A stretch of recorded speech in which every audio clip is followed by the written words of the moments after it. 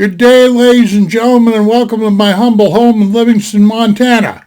Okay, just for the craps and giggles, today's the 1st of December of 2020. Let me get a frog out of my throat, please. Okay, thank you. I've got a story I want to tell today just because it's all gloomy and weird outside. It's no fun, and so I already I didn't tell a weird story today, but I already rattled off a tale of woe. But because I'm bored, I figured I'd tell you another childhood story. Now if you don't like my storytelling, I casually invite you to get the hell out of here.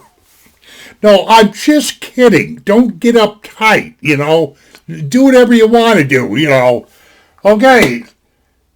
When I was a kid growing up, I used to live in a place called Boren, Montana, for the most part. I lived in Troy, Montana.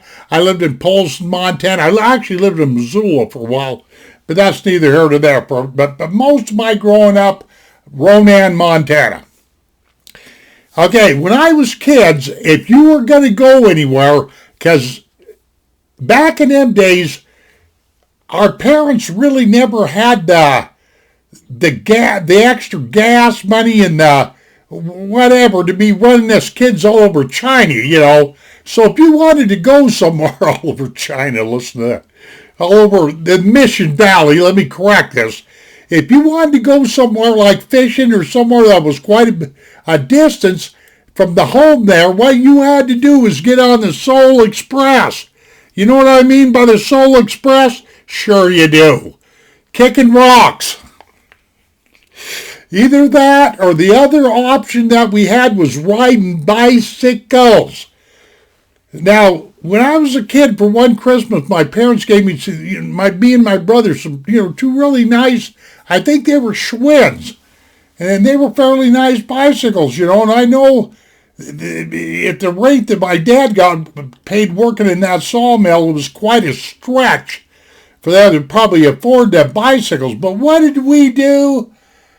Me and my brother and and a couple friends of ours and everything, we got into this, let's see who can hot rod their bike the best. In other words, who can ruin their bike in the finest order is about what this crap boiled down to.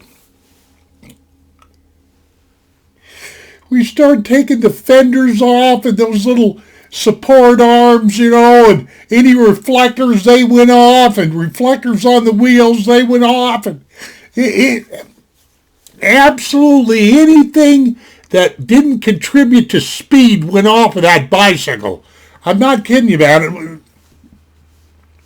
We used to take it, bend up the handlebars, we'd loosen that big nut, and bend it up like this so we could get down and race, and we used to do all kinds of crazy stuff, like build our own jumps and go tearing down some of these creek banks and landing in the creek. And I remember we had this spot out in the woods that was actually a cliff, but there was a trail that went down this cliff, and this cliff was only about 20 feet high, but it was definitely enough to get us killed. And we go tearing down there and wreck, and man. We should have really just been put into jail because we're a danger to the community. Are you hearing me? I mean, we must have thought we were little evil Kniebles or some of these stupid bicycles, and all, man. And you take like my bicycle, to give you an idea. I took the back brake assembly apart, and there's these magnets in there, if you guys know anything about that back axle and everything, because I figured I didn't need any brakes, because I'm trying to get all the speed out of this bike that I can. Well, I made it so the axle worked and everything, but you could when you went to reel backwards, pump backwards and hit the brakes, nothing had happened. It just keeps spinning. Or you could turn it the other way, the driveway, and go like that, And this thing, this bicycle of mine, I'm telling you, was a death trap. You know, okay, we did just about every horror thing you could imagine in the town of Ronan there. It's a wonder I didn't get my arse beat a little bit more than I did. But I was always practicing this thing that I thought was pretty cool. And what I would do is I would get my bicycle going as fast as I could, right down the old paved road, And what I'd do is I'd get to going just as fast as I could, and I'd hang off of it. I'd swing my body around, and I have my pedal, so I was coasting. And then I'd jump off of it real quick, and run alongside the bike, catch up to it. I'd try to let the bike go real steady because I didn't want it to pile up. And then I'd catch up to the bike and jump back on again and take off.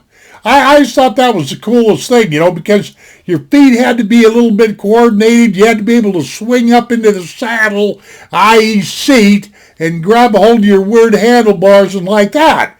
Okay, there was this old lady that lived one block down from where my mom lived, and her name was Mrs. Sheneman. I can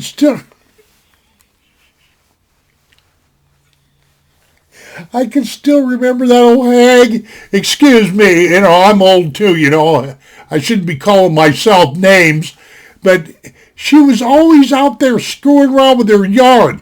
She had one of these old Victorian, Georgian, I don't even know what you want to call it. It was a Dracula house. Just looking at that house scared the shit out of me. It was all stone and everything, and it had these, the roof, it never even really had a roof, if I remember right. It just had these pointed, what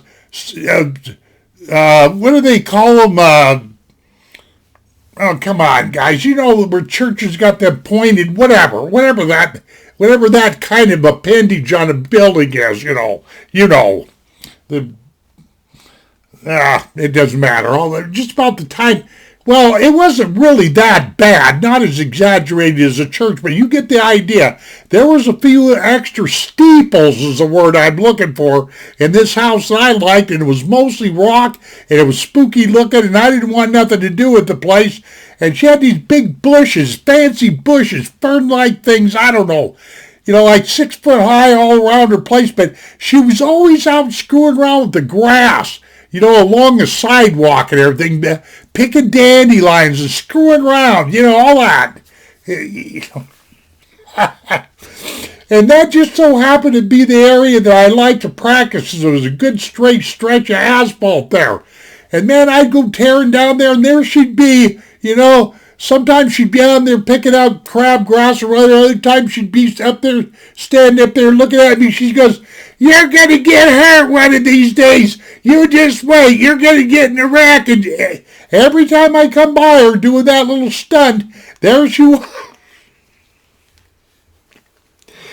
You kids need to learn to have more responsibility and playing with them damn bicycles.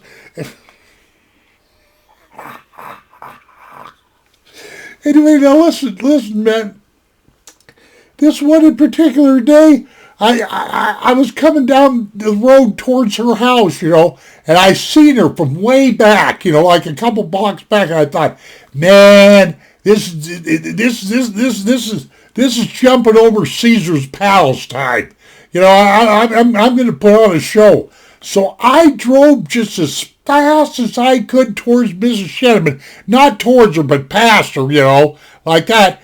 And I jump, to make a long story short, I jump off my bike, and just like I'd done, dozens of times before, but this time I'm a little off. I'm a little off with the timing, getting back in the stirrups. I'm a little off with my balance, getting back, swinging back on the bike again. And what happens is the old front tire started going like this, and I ended up in the biggest wreck. End over end, and that stuff that really hurts, that road rash and everything. And I got this Mrs. Sheneman standing like 10 feet away from me. "I told you, you little sons of bitch." Well, I don't know if she cussed. I don't think she cussed. "You little You little boys, you should be put to work. And I knew you was going to get hurt and everything. And man, I'm telling you, when I started hearing this sermon coming, I jerked that bike up and limped around, literally limped around the corner and took off. God, man, I was hurting, I mean, I never broke anything, but it was the funniest thing because her dream came true right in front of her. I put on the biggest wreck show that you ever seen, end over end. Okay, that's all I got for you.